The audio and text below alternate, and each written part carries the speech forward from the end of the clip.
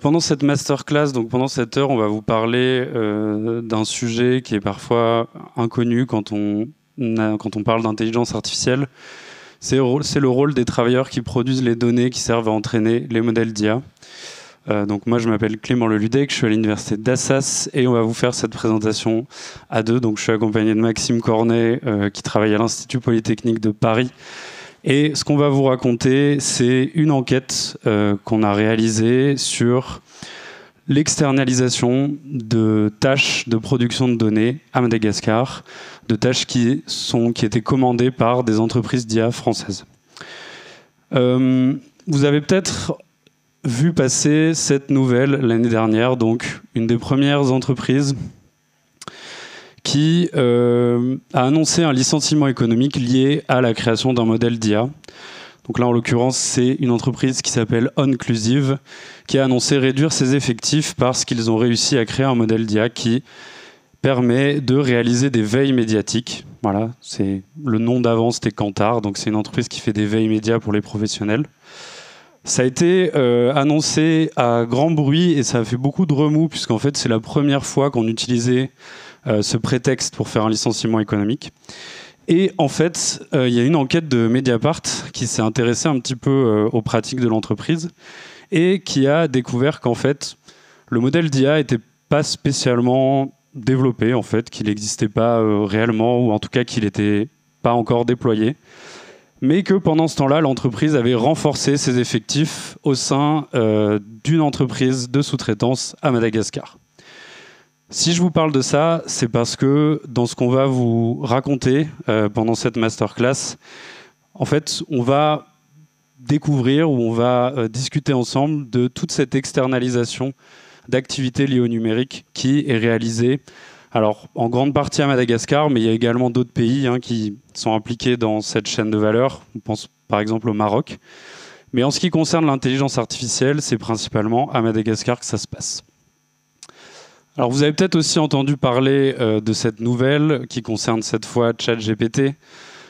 De la même manière, mais cette fois à un niveau international, ça a fait également grand bruit, puisqu'en fait des journalistes ont interrogé des travailleurs qui s'occupaient d'améliorer le fonctionnement de ChatGPT pour éviter que des utilisateurs puissent avoir des réponses toxiques, pornographiques, donc plutôt des travailleurs kényans cette fois. De la même manière, en fait, vous avez une chaîne de sous-traitance qui va permettre à OpenAI d'améliorer son modèle. Et en fait, c'est de ces travailleurs-là qu'on va discuter aujourd'hui. Alors, pourquoi cette enquête entre la France et Madagascar ? Donc, nous, on s'inscrit dans un effort de recherche internationale et français. Donc, on a des collègues à l'Oxford Internet Institute qui ont travaillé sur cette question. Donc, on a travaillé avec Antonio Casilli, Paola Tubaro. Donc, ça fait plusieurs années en fait qu'il y a des enquêtes sur ce qu'on a appelé les travailleurs du clic, donc les travailleurs qui effectuent ces tâches de production de données. Dans la recherche scientifique, jusque-là, on avait beaucoup d'études qui s'intéressaient à un mode d'externalisation en particulier qui est l'utilisation d'une plateforme qui s'appelle Amazon Mechanical Turk, dont vous avez peut-être entendu parler, qui est une filiale d'Amazon, qui fonctionne un petit peu comme Uber. Donc vous avez une foule d'indépendants qui sont recrutés par des entreprises avec un statut donc indépendant pour effectuer des tâches de collecte de données et d'annotation de données.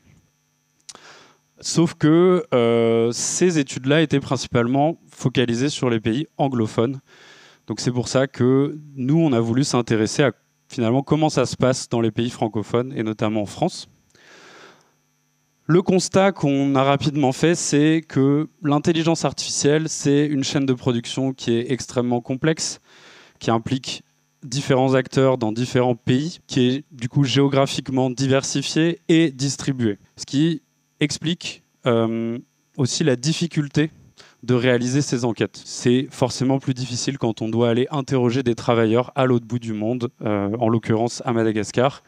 Et ce n'est pas forcément un sujet qui est abordé par les employés dans les startups. Ce n'est pas forcément la partie de leur travail qu'ils veulent vous expliquer quand vous vous adressez à eux pour parler d'intelligence artificielle.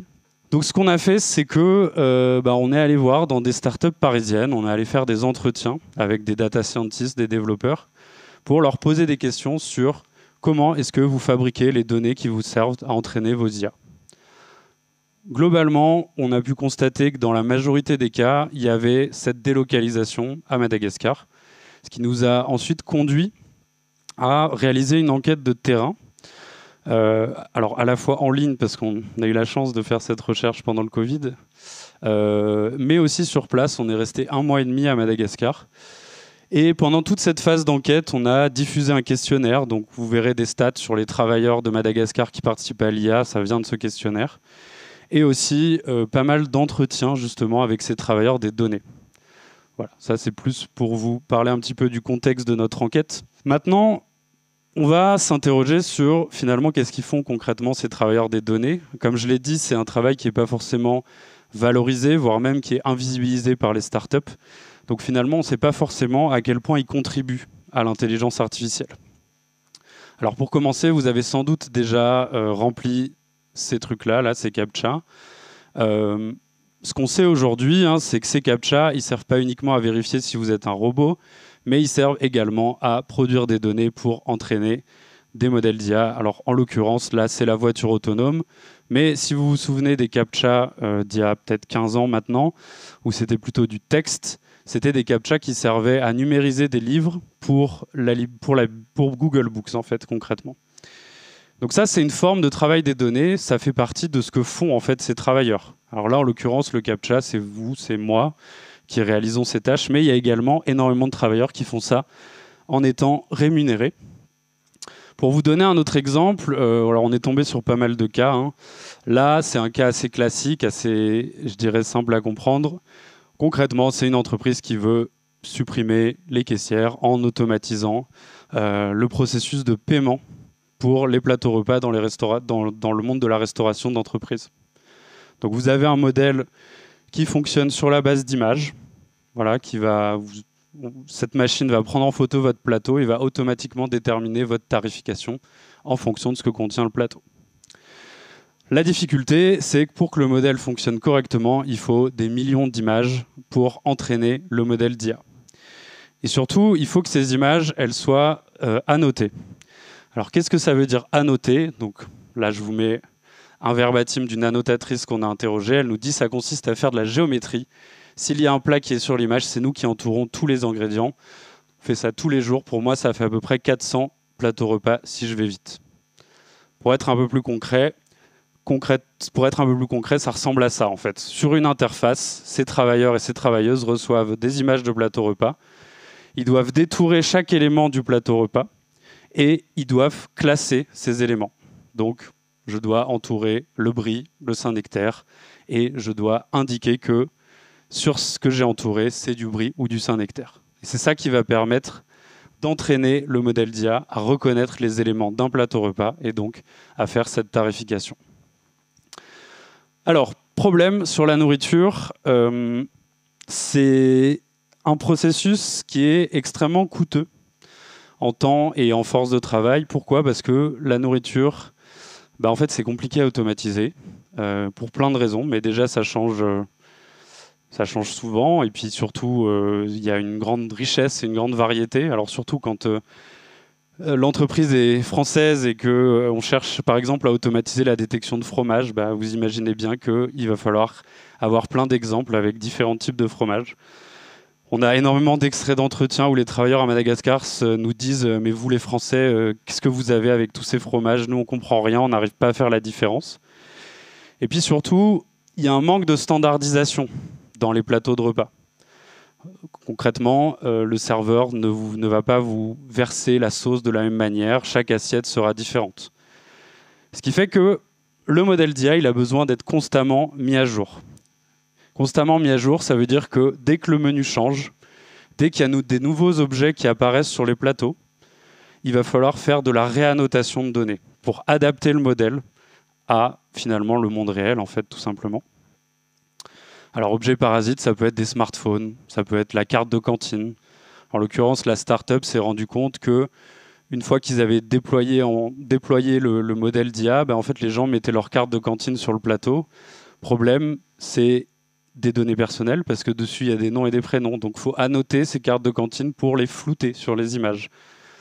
De la même manière, il y a des entreprises qui développent des modèles liés à la nourriture qui voient que le modèle baisse en performance sur de la cuisine pas française ou sur de la cuisine, ce qu'on appelle la cuisine du monde. Alors, j'aime pas forcément le terme, mais c'est ce qui est utilisé en restauration.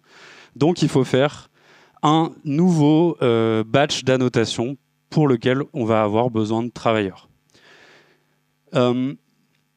L'autre aspect peut-être de ces modèles d'IA, c'est qu'ils ont besoin d'être tout le temps supervisés par des travailleurs humains ou par des humains de manière générale.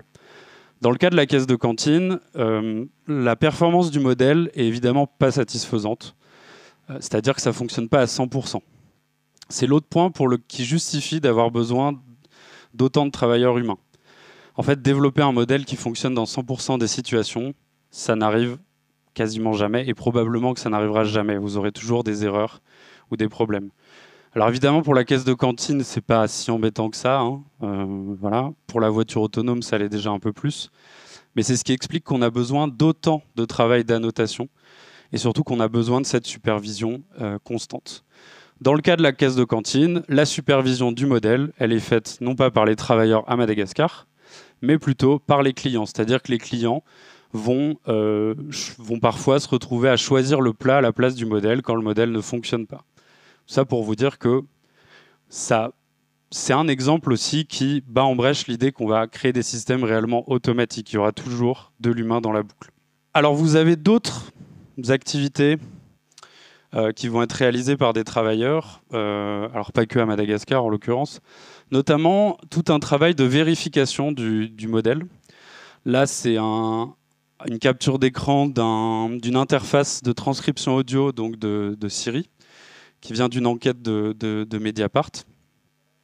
Donc là, ce que font ces travailleurs, c'est de retranscrire à la main ce qu'ils entendent dans la transcription audio, dans l'enregistrement audio. Et en fait, l'idée, ça va être de comparer la transcription humaine et la transcription faite par l'algorithme pour perfectionner le modèle. Et en fait, vous voyez bien aussi que sur la question de la reconnaissance du son, vous allez avoir aussi besoin de mise à jour en permanence du modèle. Et ça va aussi être fait par ces travailleurs.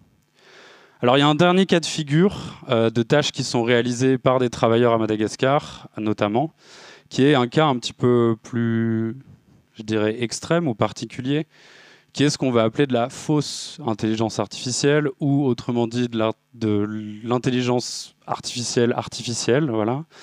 Là, en l'occurrence, c'est une entreprise qui développe de la détection automatique des voleurs dans les supermarchés, qui en fait développe un modèle censé prédire les gestes associés à un vol, je sais pas, d'une tablette de chocolat, voilà, de ce que vous voulez. Et ce qu'on a découvert, c'est qu'en fait, il y a des travailleurs derrière qui regardent les caméras et qui détectent les voleurs à la place du modèle. Donc cet extrait de Verbatim, c'est un travailleur qui nous dit en fait, ils ont vu une vidéo de la start-up qui explique que leur solution est géniale, que tout est automatique, et il nous dit je me suis un peu senti insulté parce qu'en fait, c'est moi qui fais ce travail-là derrière. Et puis, il dit aussi c'est un peu insultant, mais on peut rien y faire, nous, ça nous permet de manger. Donc ça résume aussi un des enjeux de notre présentation qui va être non pas seulement de vous parler du rôle de ces travailleurs, mais aussi de vous parler des conditions dans lesquelles c'est fait. Puisque finalement, sans ces travailleurs-là, il n'y aurait pas d'intelligence artificielle, mais on s'intéresse finalement assez peu à leurs conditions de travail. Il n'y a pas vraiment d'initiative, que ce soit du côté des entreprises ou du côté des pouvoirs publics, pour améliorer leurs conditions. Bon, ce graphique, il sert un petit peu à résumer ce que je viens de vous dire. Donc, vous avez des travailleurs qui fabriquent des données. Donc, quand on dit fabrication de données, il y a aussi des travailleurs qui peuvent se prendre en vidéo en train de faire une action. Voilà, je me prends en vidéo en train de faire mon sport, par exemple, et ça va entraîner une IA appliquée au sport. La préparation des données, dedans, on va plutôt mettre ce que je vous ai montré sur l'annotation d'images, donc l'exemple de la caisse automatique de cantine. Et puis, vous allez avoir tout ce qui est vérification, donc avec l'exemple de Siri, et imitation de l'IA, donc fausse IA. Voilà concrètement tout ce que ces travailleurs font pour faire tourner les modèles d'intelligence artificielle. Ça m'amène à peut-être une deuxième partie de la présentation pendant laquelle on va davantage vous parler de ce qui se passe concrètement à Madagascar, avec déjà une question. qui est pourquoi finalement aller à Madagascar. Et c'est une question importante parce qu'elle nous permet aussi de comprendre le contexte local qui justifie que des entreprises françaises vont délocaliser dans ce pays. Alors déjà, Madagascar, c'est un pays qui a une position assez particulière dans la francophonie pour deux raisons. Déjà, il y a évidemment un lien très fort avec la France, mais c'est un pays qui a un problème de développement depuis son indépendance, contrairement à d'autres pays. On peut penser au Maroc qui s'est beaucoup plus développé en proportion que Madagascar. Alors pour plein de raisons, hein, Madagascar c'est un pays qui enchaîne les crises politiques. Il y a un manque de structuration des élites, énormément d'inégalités, à tel point que Madagascar a tendance à reculer au niveau de leur indice de développement humain. En fait, si on s'intéresse à Madagascar, on se rend compte que c'est un pays qui fait énormément de choses pour la France. Alors, au début des années 2000, on parlait de l'Inde, par exemple. On disait que l'Inde, c'est le bureau des États-Unis. Et en fait, on peut se poser un petit peu la même question pour Madagascar. Est-ce que c'est le bureau de la France ? À Madagascar, vous retrouvez plein d'activités comme le call center, la modération de contenu pour les réseaux sociaux. Et là, ce qu'on voit sur ce graphique, c'est la part des exportations de services informatiques. Et vous voyez que Madagascar, donc c'est en orange, hein, est tout en haut. Donc dans les pays francophones du continent africain, à part le Maroc, Madagascar, c'est le pays qui exporte le plus de services informatiques. Donc outre l'IA, en fait, il y a énormément de choses qui sont faites là-bas. Alors on a quelques chiffres qui restent, qu'il faut prendre avec précaution, parce que c'est compliqué d'avoir des statistiques complètement fiables sur le poids de ce secteur-là à Madagascar. Mais concrètement, ça représente à peu près 3% du PIB. Et dedans, vous allez avoir des entreprises de services numériques, donc plutôt sur des activités très qualifiées, développement web, graphisme, et ce qu'on appelle les BPO, donc BPO pour Business Process Outsourcing, où là, vous allez retrouver vraiment du service informatique plus proche de la modération de contenu, et donc aussi de l'annotation de données pour l'intelligence artificielle.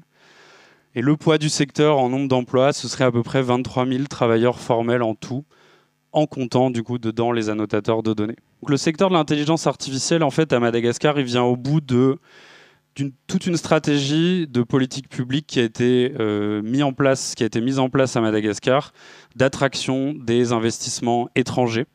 Donc ils ont notamment créé un statut de zone franche, donc c'est-à-dire des zones avec très peu d'impôts et des obligations sociales qui sont très théoriques car non contrôlées.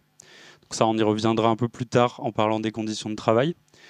Donc dans ces zones franches, vous retrouvez énormément d'industries comme le textile, mais vous avez aussi le secteur du numérique. Un aspect qui est important à prendre en compte, c'est que toutes ces sociétés qui se sont développées à Madagascar sur ce créneau du numérique sont principalement françaises, en fait.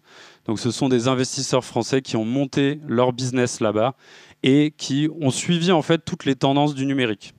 Quand il fallait numériser des livres, ils proposaient des services de numérisation de livres. Quand il fallait faire des appels de services après-vente, ils développaient ces services-là. Puis ensuite est venue la modération de contenu. Et puis maintenant, l'annotation de données pour l'intelligence artificielle. En sachant que même dans les entreprises qui sont considérées comme malgaches, vous avez aussi en fait dans les actionnaires de ces entreprises énormément d'investisseurs qui viennent d'ailleurs et notamment de France. Ce qui permet de mettre en lumière un aspect essentiel de cette chaîne de valeur qui est son aspect postcolonial, donc, que j'illustre avec cette citation d'une ancienne directrice des ressources humaines qui a travaillé dans une grande entreprise d'externalisation qui nous dit il y a aussi cet état d'esprit toujours maintenu entre l'homme blanc et l'homme noir avec la colonisation, le fait que les entreprises offshore sont toujours détenues par des VASA, des étrangers. VASA, donc c'est l'homme blanc. Nous, quand on est allé faire du terrain là-bas, on était des VASA, puisqu'on était des Français blancs. En fait, Madagascar, c'est devenu un pays extrêmement compétitif sur ce secteur de la notation de données, au sein duquel il va y avoir une concurrence par le prix très très forte. Et Madagascar, en fait, a une main-d'œuvre qui est très francophone, ils ont un Internet de qualité, le décalage horaire est très proche avec la France, à tel point. Et puis aussi, on trouve assez facilement des travailleurs qualifiés qui parlent anglais, voire même qui parlent d'autres langues, à tel point que même certains marchés de travail des données pour l'IA qui étaient avant en Inde viennent aujourd'hui à Madagascar. Donc c'est pour ça que là, on vous parle de Madagascar et de la France, mais ça dépasse le cas français. On retrouve aussi des entreprises américaines d'intelligence artificielle qui externalisent aussi désormais à Madagascar. Et je laisse la parole à Maxime pour la deuxième partie. Enchanté. On vous a surtout parlé du secteur et un peu de contexte global malgache et français sur le secteur du numérique jusqu'à maintenant. On voulait aussi axer cette présentation sur qui sont ces gens et quelles sont un peu leurs conditions de vie et de travail sur place. Donc si on s'intéresse un peu au profil sociologique en fait, de ces annotateurs de données malgaches, on s'aperçoit que c'est principalement des jeunes, principalement des hommes, même s'il y a 30% de femmes, ce qui n'est pas négligeable, qui sont urbains et qualifiés. Donc ils sont 87% à avoir moins de 34 ans, ce qui est quand même assez énorme en termes de proportion. Et voilà, ils sont principalement situés dans la capitale, donc quand Antananarive, et ils ont quasiment tous fait un passage à l'université. Donc ils ne sont pas forcément validés de diplôme parce que les études sont très chères, mais ils ont été jusqu'au bac, ils ont validé l'examen qui leur permettait d'accéder au supérieur, et ensuite ils ont fait un passage à l'université. Donc pourquoi on vous raconte ça? C'est aussi pour vous dire que en fait, c'est pas n'importe qui à Madagascar qui fait ce métier-là. C'est-à-dire que en fait, si vous regardez ces chiffres dans un contexte français, bon d'accord, ils sont très jeunes, mais à part ça, c'est pas choquant. En réalité, à Madagascar, la majorité de la population est rurale. C'est pas du tout les mêmes cas qu'en France, c'est-à-dire qu'on n'a pas une population qui est majoritairement urbaine. La plupart des gens en dehors des villes s'arrêtent en primaire, au niveau des études, et dans les villes s'arrêtent au secondaire, donc c'est pas tout le monde qui part faire des études à l'université. Donc ils ont déjà un profil sociologique particulier, en fait, ces gens-là. En fait, si on s'intéresse un peu à qui ils sont, on s'aperçoit que c'est une espèce d'élite éduquée urbaine au sein du pays. Ce qui pose évidemment des questions en termes de développement. C'est-à-dire que si vous avez votre génération de gens éduqués, qui ne sont pas si nombreux que ça, qui occupent ces postes-là dans des entreprises qui sont quasiment intégralement dédiées vers l'export, ça pose des problèmes de développement en fait, dans le pays. Et ils ont majoritairement un bon niveau de français, comme Clément le rappelait, ce qui évidemment est mobilisé par les entreprises françaises parce que c'est beaucoup plus simple pour manager les travailleurs, s'ils parlent la même langue que vous. Si on s'intéresse un peu à leur parcours professionnel, on se rend compte que, alors là, vous avez la distribution du nombre d'emplois de plus de 6 mois qu'ils ont occupés avant leur emploi actuel, donc d'annotateur. Et on s'aperçoit que la plupart de ces travailleurs ont soit occupé 0 emploi avant leur emploi actuel, soit 1 emploi avant leur emploi actuel. Ce qui vous dit aussi que c'est des gens très jeunes, mais c'est aussi des gens qui font leur entrée dans le secteur du travail. Et notamment du travail formel. C'est-à-dire que là, c'est les emplois depuis plus de 6 mois dans le secteur formel. Et donc, en fait, ce que ça vous dit, c'est que ça constitue une porte d'entrée vers un secteur formel qui représente in fine la minorité des emplois à Madagascar. 90% de l'économie malgache reste informelle à l'heure actuelle. Là où ça va poser un problème, c'est que généralement, ceux qui rentrent dans ce secteur-là restent dans ce secteur-là. Et donc, si vous faites le lien logique avec ce que je viens de vous dire, en fait, vous avez des jeunes éduqués urbains qui vont entrer dans ce secteur et qui y restent. Ce qui les bloque, entre guillemets, dans un secteur qui est quasiment dédié à l'export. Si on revient en plus sur ce que Clément disait juste avant, on s'aperçoit aussi que la plupart des entreprises du secteur sont soit informelles. On a croisé énormément d'entreprises informelles qui sont généralement des entreprises plus petites qui emploient quelques dizaines de personnes mais qui ne sont pas déclarées, où les travailleurs ne sont pas déclarés, les contrats, il n'y a pas de contrat de travail, donc évidemment ceux-là non plus ne sont pas déclarés. Soit c'est des entreprises qui opèrent sous le statut de zone franche. Donc ça, c'est plus le cas pour les grandes entreprises qui ont pignon sur rue, qui ont plusieurs centaines de positions, où ça devient un peu plus difficile de fonctionner de manière informelle. C'est-à-dire qu'à un moment, vous êtes quand même obligé de déclarer que vous avez des locaux, vous avez des travailleurs, etc., etc. Si on fait le lien avec ce que je viens de vous dire avant, en fait, ça veut dire que l'État malgache, sur ce travail-là, ne fait quasiment aucune rentrée fiscale. Tout simplement parce que soit les entreprises sont informelles et donc de fait, il n'y a pas de rentrée fiscale parce que les revenus ne sont pas déclarés, soit elles sont formelles et elles opèrent sous le statut de zone franche et dans ce cas-là, elles ne sont pas imposables. Donc c'est un des seuls secteurs qui est vraiment dynamique dans l'économie malgache, et l'État malgache ne fait quasiment aucune rentrée fiscale dessus. Donc évidemment, c'est une stratégie de développement de l'État, c'est-à-dire que l'État fait ça pour attirer ces entreprises sur le sol malgache, mais ça pose évidemment aussi des problèmes en termes de développement. C'est d'autant plus vrai si on considère que alors, on va le voir un peu plus loin, mais en plus les salaires sont très faibles dans le secteur, donc en plus vous n'avez pas d'entrée fiscale non plus à ce niveau-là. C'est-à-dire que les travailleurs ne vont pas être très imposables sur leurs revenus, et donc vous n'avez pas non plus de rentrée d'argent de ce niveau-là.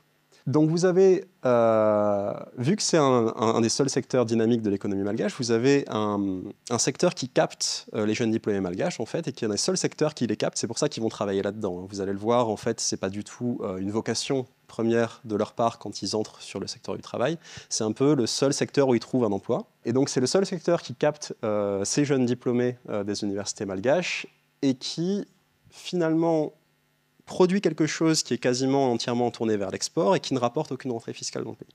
La position des travailleurs, elle est d'autant plus précaire que le droit du travail malgache, quand ils sont employés formellement et qu'ils ont de fait un contrat de travail, est beaucoup moins protecteur que le droit du travail français.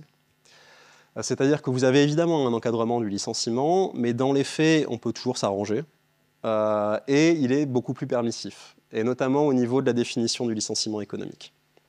Et donc en fait, c'est un secteur où vous avez beaucoup de turnover.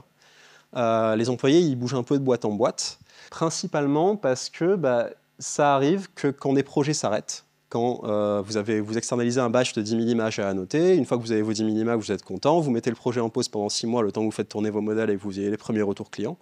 Pendant ce temps-là, en fait, la plupart du temps, les boîtes vont licencier les annotateurs parce que ça leur coûte trop cher de les garder en interne le temps que vous reveniez dans 6 mois.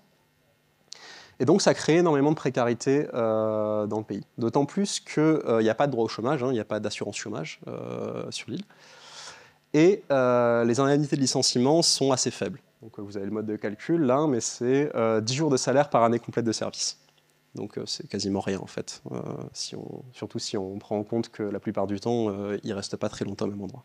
Donc ça, c'est un centre de production. On vous a mis l'image juste pour essayer de casser un peu aussi l'image d'Épinal des gens stockés, entassés dans un hangar devant des ordis. Bon, non, en fait, ça ressemble plutôt à ce qu'on pourrait trouver en France au niveau des open space. Ça ne veut pas dire que les gens sont pas précaires, mais au moins, voilà, dans les boîtes formelles, en tout cas, ça ressemble un peu à ce que vous pouvez trouver en France dans certains centres de production. Donc cette précarité, elle est d'autant plus douloureusement vécue qu'en réalité, les salaires sont très bas. Donc là, je vous les ai mis en arrière. Je vais vous les traduire dans pas longtemps parce que j'imagine bien que vous n'avez pas le taux de change. Mais grosso modo, les salaires, ils se distribuent principalement entre 400 000 et 800 000 arrière. Et ils sont, le but de la figure, c'est de montrer qu'ils sont vraiment tassés vers le bas. En fait, là, vous avez les managers, principalement, sur la longue traîne du haut. Et il n'y a pas tant d'amplitude salariale que ça au niveau des exécutants. Donc entre 400 000 et 800 000 arrières, ça fait entre 93 et 126 euros par mois, avec une médiane à 105 euros par mois, en sachant qu'une partie de ce salaire-là est dépendante de leur capacité à atteindre des objectifs. C'est-à-dire que vous avez à peu près 25% du salaire qui dépend de prime à la performance. Prime à la performance qui est définie par le client et qui donc est plus ou moins atteignable en fonction des projets. On a vraiment interviewé des annotateurs qui nous disaient la prime de performance, c'est pas un problème, on l'atteint tous les mois. Et d'autres qui nous disent le client l'a mis tellement haut qu'en fait, personne dans l'équipe n'a jamais réussi à avoir la prime de performance. Donc 25% de votre salaire qui dépend du bon vouloir du client, ça commence à un peu compliquer vos fins de mois, disons. Ce partage de la valeur, il est d'autant plus inégal qu'en fait, les clients français, aux boîtes d'annotation sur place, ils payent entre 500 et 1500 euros par mois par agent pour un équivalent temps plein. Donc si vous faites le calcul, entre 96 et 126 euros, quand le client paie entre 500 et 1500 euros par mois, le calcul n'est pas bon. Surtout qu'effectivement, ils ont des frais de fonctionnement, mais pas si élevés que ça, parce qu'il y a besoin de très peu de capital en fait, pour démarrer une entreprise d'annotation. Il vous faut acheter des ordinateurs et il vous faut un local commercial. Où le prix du mètre carré dans les quartiers entrepreneuriales de la capitale, il varie entre 8 et 10 euros du mètre carré. Ce n'est pas non plus des coûts immenses, quoi. Et donc, juste pour vous donner un peu de contexte, en fait, parce que là, effectivement, entre 93 et 126 euros, on se doute bien que ça ne fait pas grand-chose, mais peut-être qu'au regard du coût de la vie à Madagascar, ce serait acceptable. En réalité, la plupart des annotateurs, ils nous disent que c'est vraiment un salaire de subsistance, quoi. Et donc là, vous avez un verbatim de quelqu'un qui nous dit que, voilà, mon salaire ne serait pas en mesure de supporter tout cela. Tous les gens que je connais qui font ce travail pensent que ce salaire est un peu petit par rapport aux dépenses quotidiennes à Madagascar, surtout à Tana. Donc il faut bien prendre en compte aussi que tous ces gens, ils opèrent dans la capitale. Ils ne sont pas quelque part dans la campagne malgache où le coût de la vie est effectivement très très bas. C'est un peu comme si vous aviez un salaire ric-rac à Paris, quoi. Le coût des loyers est très élevé, le coût de la vie en règle générale est très élevé.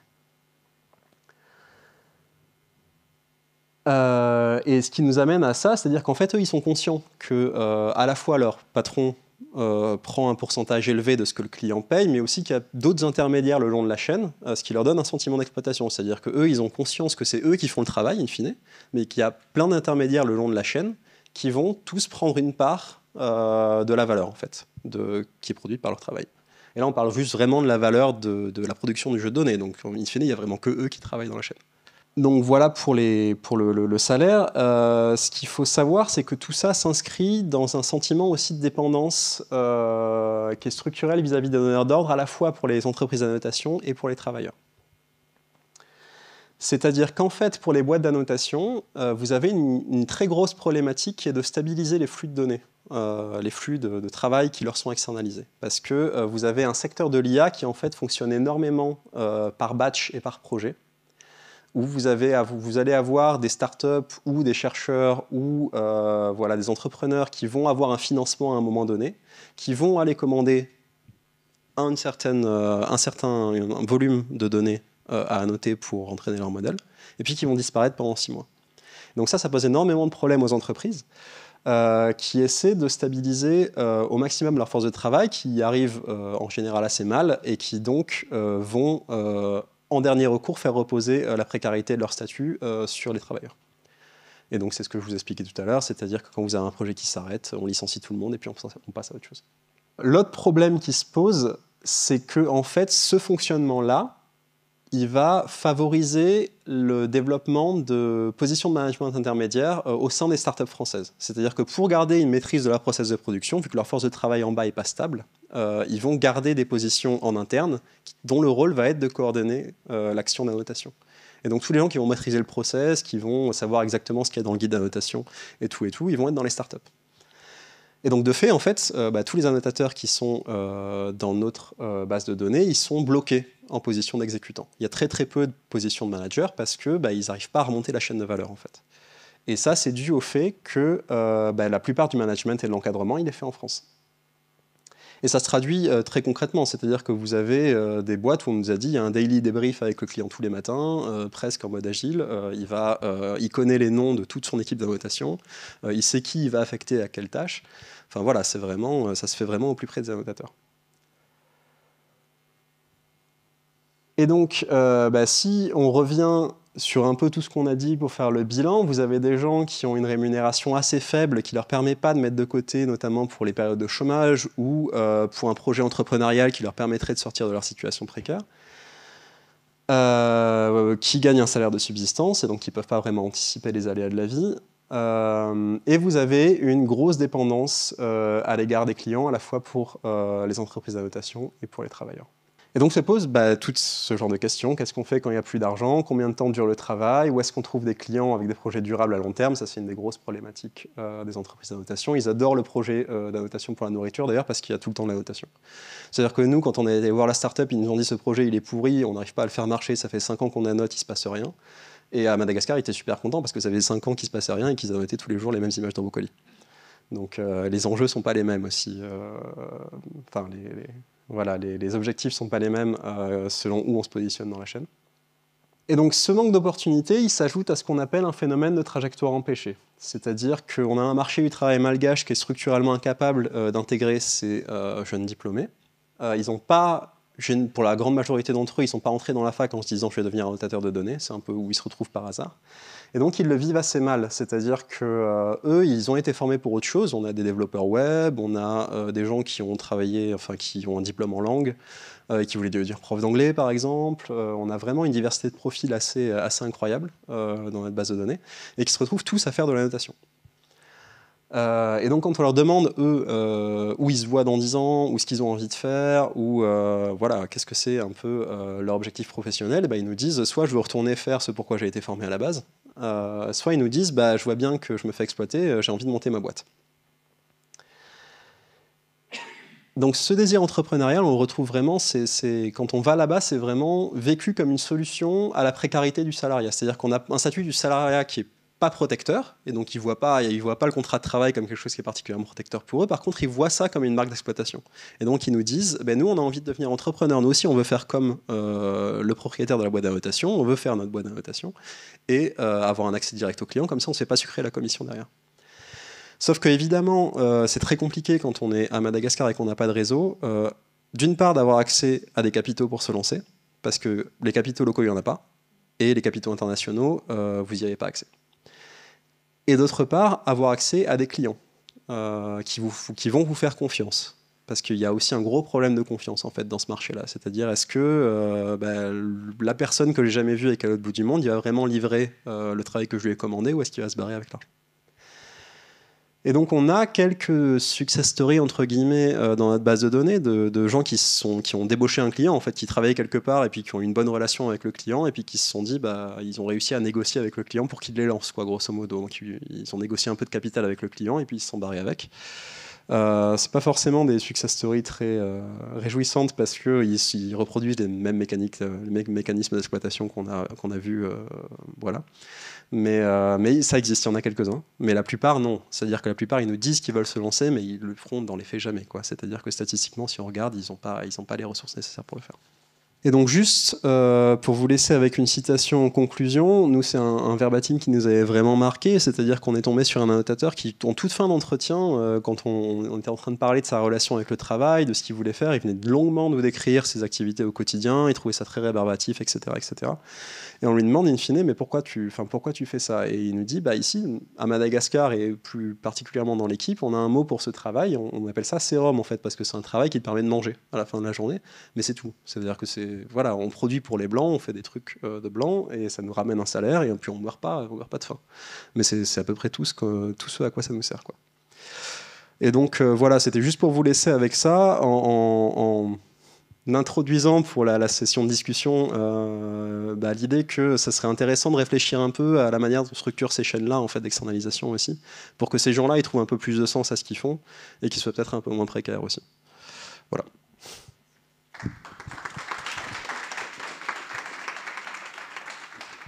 Puis je ne sais pas s'il y a des questions. C'est moi qui distribue la parole.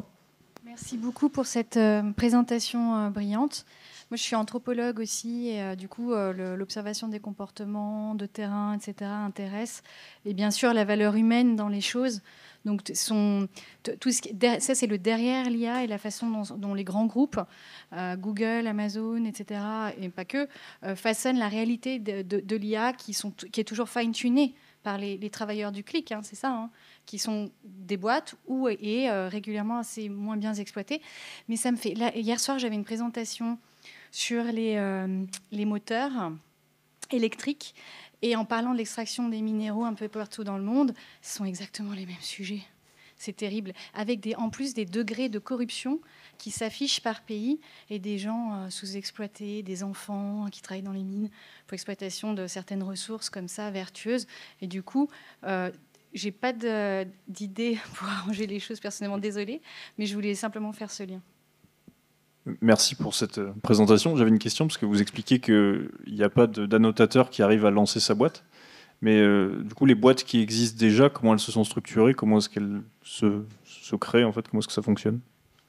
La plupart des boîtes, en fait, c'est des entrepreneurs français qui sont arrivés dans les années 90 et qui ont, qui sont même pas du secteur à la base. Hein. C'est juste qu'ils ont vu une opportunité au moment où on a dit il faut tout numériser, il faut tout digitaliser, il faut commencer à tous les documents administratifs, il faut les saisir sur ordinateur. Et ils se sont dit je vais aller ouvrir un centre de production à Madagascar. Et donc on a des gens qui généralement avaient déjà une petite affinité avec l'île, qui avaient déjà effectué un séjour ou qui avaient déjà travaillé avec des entrepreneurs sur l'île et qui se disent je vais ouvrir un centre de production. Et c'est la plupart de ces boîtes, elles ont démarré comme ça en fait. Ok, merci. Et juste une autre question, votre travail, on peut le retrouver où ? Il y a des publications scientifiques et on a notamment fait un article dans The Conversation de vulgarisation un peu.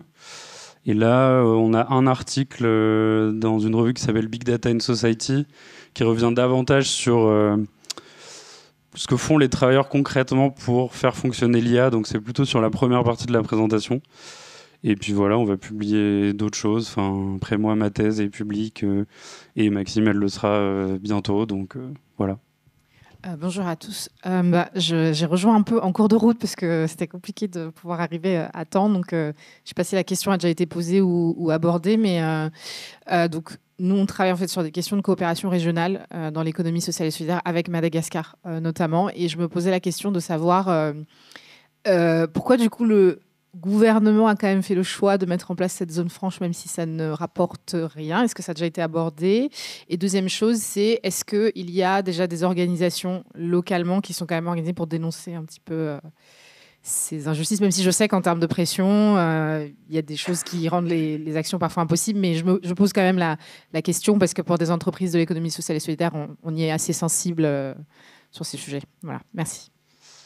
Alors, peut-être pour répondre, je pense qu'on peut mentionner plusieurs choses. Déjà, les syndicats, nous, on a trouvé très peu de traces en fait, de lutte syndicale dans ce secteur en particulier.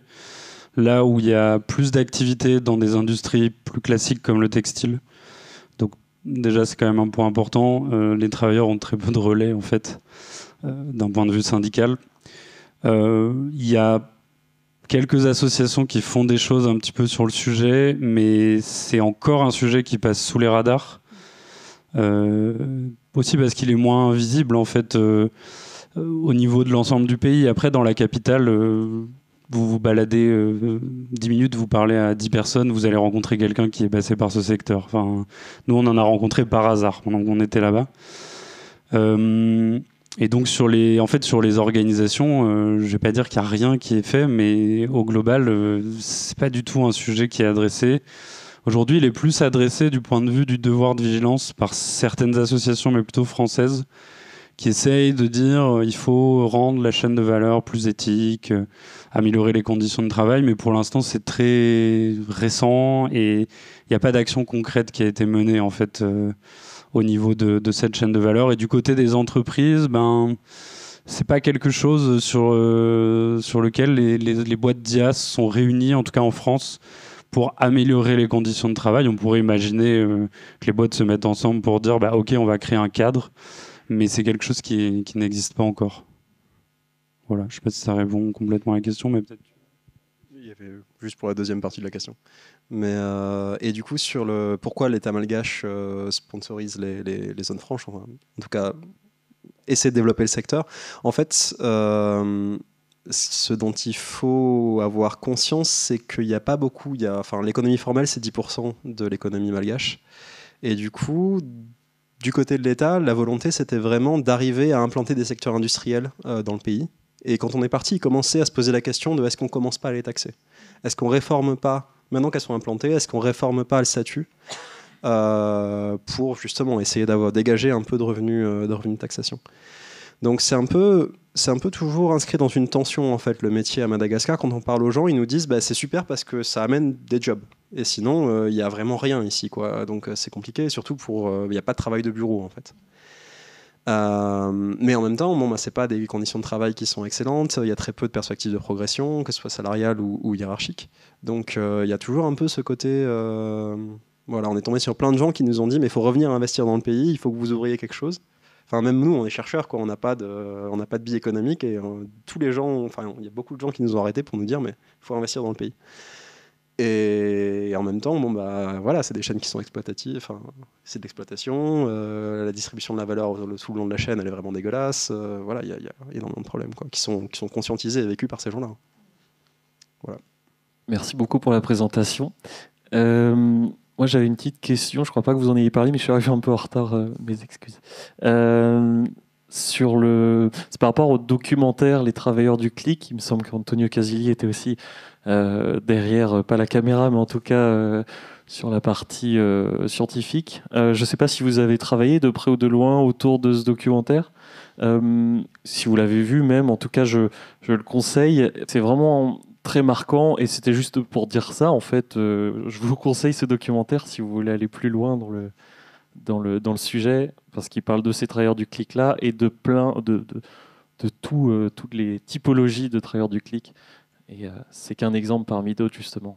Je voulais juste ajouter un truc sur ce terme de travailleur du clic, parce que nous, en fait, avec Maxime, on l'utilise quasiment plus, hein, en réalité. En faisant l'enquête, on se rend compte que on a, derrière ce terme de travailleur du clic, en fait, on a l'impression qu'il clique juste sur des images tout bêtement toute la journée. Alors oui, c'est vrai, il y a une partie rébarbative dans ce travail, mais c'est quand même un terme qui induit un travail manuel où il n'y a pas besoin de réfléchir. Et donc en fait, c'est quelque chose qu'on utilise de moins en moins pour plutôt parler de travailleurs des données, voire de travailleurs de l'IA. Parce qu'en fait, leur travail dépasse juste le simple fait de cliquer. Il y a vraiment un travail de réflexion parfois qui est fait au niveau de ces travailleurs, puisqu'en fait, tous les jours, ils sont face à des situations ambiguës où ils doivent reconnaître tel élément par rapport à tel élément, avec parfois des guides d'annotation, donc des consignes qui font une centaine de pages, ou 60 pages, 100 pages, et avec des réunions régulières avec les clients, avec aussi plein de cas où ils reçoivent des données qui n'ont pas été prévues par les développeurs à la base. Donc en fait, au-delà de juste cliquer, il y a un vrai travail d'enrichissement des modèles d'IA en eux-mêmes. Voilà, je voulais juste ajouter ça sur le travail du clic. Mais sinon, on conseille le docu aussi. Il est bien. Bonjour. Pareil, je suis arrivée en retard, alors je ne sais pas si vous l'avez abordé, mais est-ce que vous avez pu interviewer les boîtes françaises qui embauchent et du coup, est-ce qu'elles en ont conscience et qu'elles ferment juste les yeux ou est-ce qu'elles sont tombées de haut?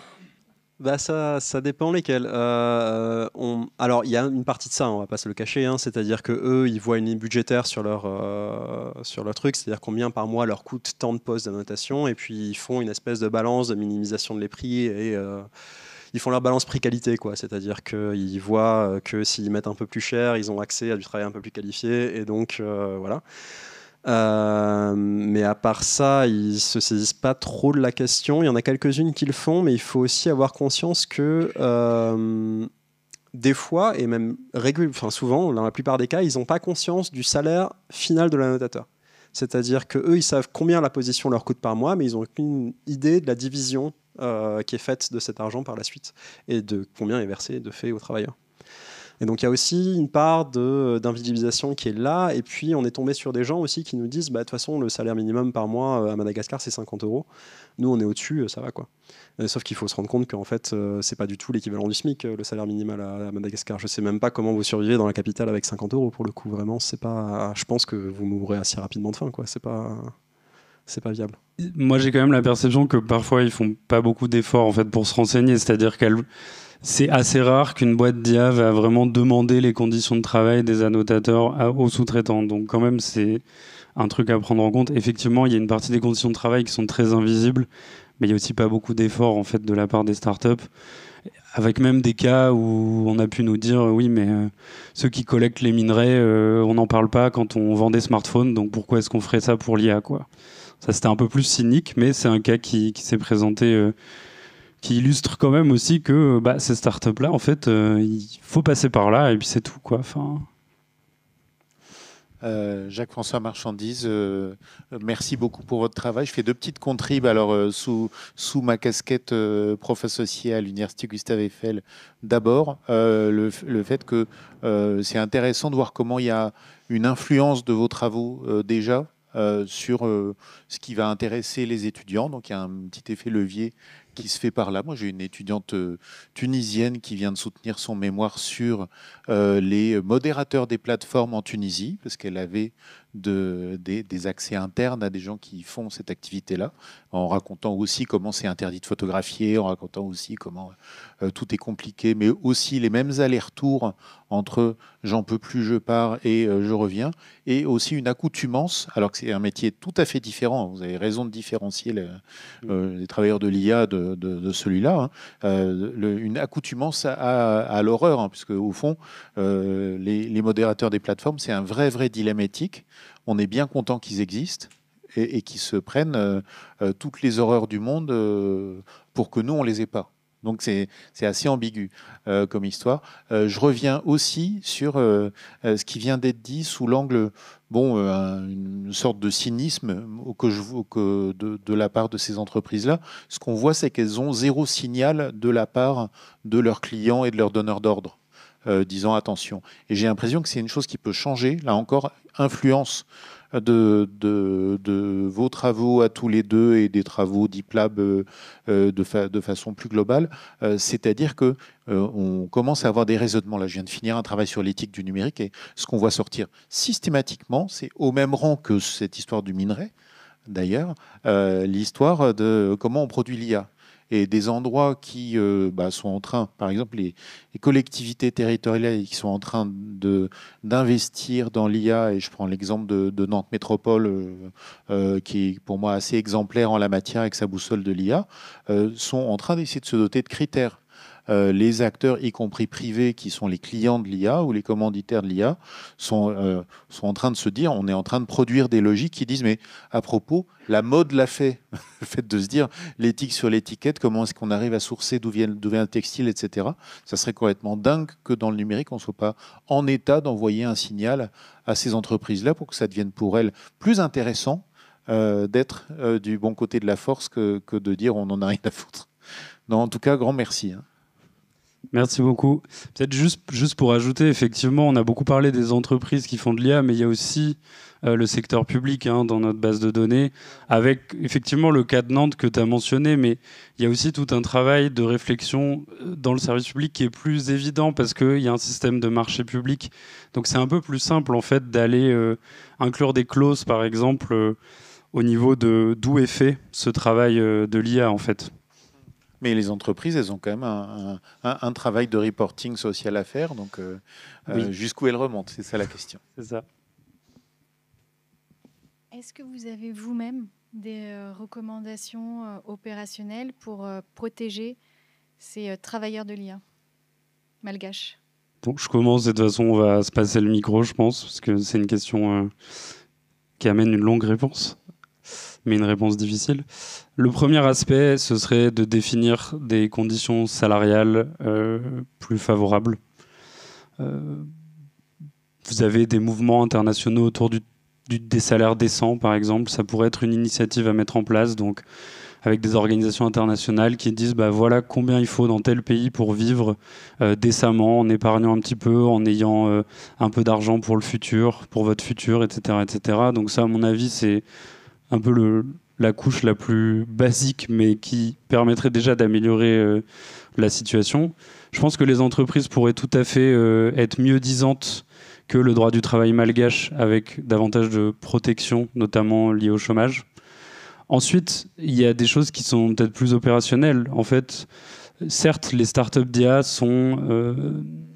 fonctionnent avec des financements qui ne sont pas toujours très stables, donc on va faire appel au capital risque, on va faire appel à des investisseurs, mais elles pourraient tout à fait organiser leur production pour être beaucoup plus stable dans le temps, c'est-à-dire ne pas fonctionner systématiquement avec des runs de production où pendant un mois, il va y avoir du travail pour les personnes à Madagascar, puis ensuite plus rien pendant 6 mois. Ça, c'est quelque chose qui peut juste être fait en termes de pratique en fait, dans les boîtes.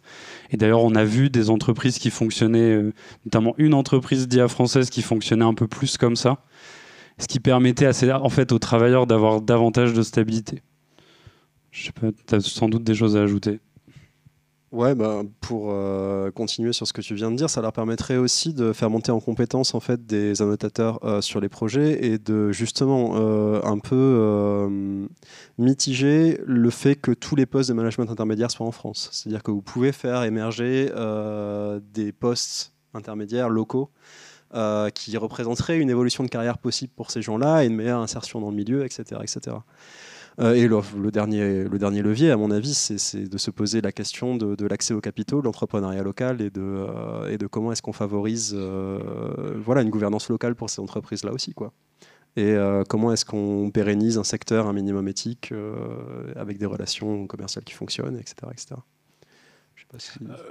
Je complète, deuxième contrib.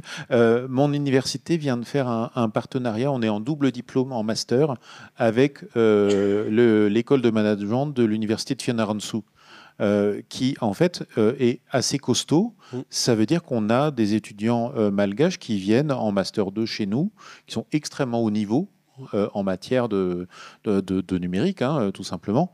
Et je trouve ça vraiment très intéressant de voir que, enfin, on pourrait se dire, vu de loin, que allez, les Malgaches sont totalement cantonnés aux tâches subalternes. Ce qui est assez frappant, c'est qu'il y a du niveau. Hein. C'est-à-dire qu'ils sont directement employables, ils trouvent facilement chez nous des alternances. Tout ça se faisant dans un contexte qui initialement était le projet MadAtlas, qui est un projet de recherche dédié à la cartographie, avec l'aide d'universités françaises, mais par, entre autres, des acteurs malgaches de Madagascar, l'actualisation d'une cartographie basée sur des données numériques, cartographiques de Madagascar. Donc c'est les géographes de Gustave Eiffel qui sont pilotes de ça, mais avec Fianna en dessous. Juste pour rebondir là-dessus, en fait, ce qui est important, c'est de voir aussi que ces travailleurs, ils développent une connaissance parfois très intime avec les modèles d'IA. En fait, dans la chaîne de valeur, c'est ceux qui connaissent presque le mieux la manière dont le modèle fonctionne. Parce que eux, ils doivent annoter les données qui entraînent le modèle. Donc il y a une piste quand même à travailler pour dire, est-ce qu'on valorise cette connaissance et cette expertise qu'ils développent sur l'IA et sur les modèles d'IA, justement en potentiellement leur proposant des postes mieux valorisés, des postes d'encadrement, des postes de gestion de projet, plus de proximité avec les modèles d'IA. D'autant plus que faire ça, c'est quelque chose qui potentiellement pourrait améliorer la qualité des modèles. En fait, plus vous avez un échange entre ceux qui annotent les données et les développeurs qui sont conceptuellement derrière le modèle, plus forcément le modèle fonctionnera correctement, puisque vous allez pouvoir prévoir des cas qui n'étaient pas prévus à la base, vous allez pouvoir supprimer les ambiguïtés, etc., etc. Donc c'est aussi une question de comment est-ce qu'on valorise leur travail pour, à terme, soit qu'ils se professionnalisent, soit qu'on puisse leur offrir des portes de sortie en dehors du secteur. Une première question, c'est là, technologiquement, c'est de plus en plus la mode des LLM, d'apprendre avec peu d'exemples. Est-ce que cette profession, elle a été impactée par l'arrivée des LLM, à savoir beaucoup moins d'emplois? C'est ma première question. Et la deuxième, tout à l'heure, vous aviez montré le nombre d'emplois que les gens avaient avant de faire ça. Ce que je me demande aussi, c'est combien de temps les gens restent dans ce secteur d'activité, si vous avez ce genre d'informations. Alors, sur l'ancienneté, pas vraiment. Surtout que c'est un secteur qui est quand même vraiment assez récent. Pour l'IA spécifiquement, c'est vraiment un secteur qui est récent. On est tombé sur des gens qui étaient beaucoup plus âgés, dans des secteurs dans des verticales qui sont là depuis beaucoup plus longtemps. C'est-à-dire qu'en call center ou en saisie de données, on est tombé sur des gens qui étaient là depuis 35 ans. On est tombé sur quelqu'un qui nous a dit qu'elle tapait des livres dans les années 90, elle tapait des livres, elle les mettait sur disquette et puis elle allait filer les disquettes à un steward d'Air France qui les ramenait à Paris. Donc c'est pour vous dire que le secteur existe depuis quand même assez longtemps. Donc il va falloir attendre un peu pour avoir un retour sur l'ancienneté et le turnover. J'ai quand même l'impression qu'une fois qu'on est dans le secteur, c'est ce que les gens nous disent en tout cas, même si on n'a pas vraiment les données du questionnaire pour le vérifier. Une fois qu'on est dans le secteur, on a tendance à y rester tout simplement parce qu'il n'y a pas beaucoup d'opportunités d'en sortir. Et tu veux peut-être faire une première question ? Ouais, alors tu compléteras peut-être, mais nous, la particularité de notre terrain, c'est qu'on a quand même assez peu d'exemples d'IA basés sur des données textuelles. Et pour les exemples qu'on a eus, j'aurais tendance à dire que ça modifiait pas tellement ce besoin d'annotateurs, tout simplement parce que les cas que nous on a étudiés, c'est des modèles qui ont vocation à être appliqués dans des domaines spécifiques. Donc autrement dit, vous appliquez des LLM à la lecture de contrats juridiques, en fait vous avez besoin d'annotateurs pour classer des documents juridiques pour que le modèle d'IA soit capable de lire ces documents juridiques. Si vous voulez que le modèle soit performant, à un moment donné, vous allez avoir besoin d'annotation. C'est-à-dire que votre modèle, si vous utilisez OpenAI pour des trucs très spécifiques, il ne va pas être aussi performant que si vous passez par cette phase de fine-tuning. Et donc c'est là en fait où vous avez besoin d'annotateurs. Ça ne veut pas dire que ça ne va pas évoluer, mais pour là, en tout cas, c'est ce qu'on a vu. Je vais peut-être juste finir sur celle-là, du coup, sur les LLM, parce que c'est un truc important du secteur aussi.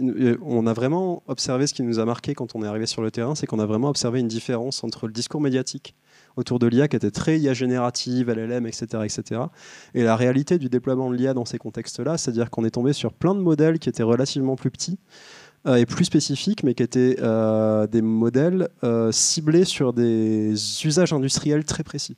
C'est-à-dire qu'on a vraiment des modèles qui sont intégrés dans des chaînes de montage industrielles, qui sont appliqués à du tri de déchets, par exemple, ou ce genre de choses, mais qui sont vraiment beaucoup plus spécifiques et beaucoup plus ciblés que ce qu'on peut retrouver quand on pense à l'IA. En fait, c'est vraiment des trucs intégrés à des process industriels. Et du coup, il y a forcément besoin d'annotation, parce que c'est pas du tout des modèles généralistes, quoi.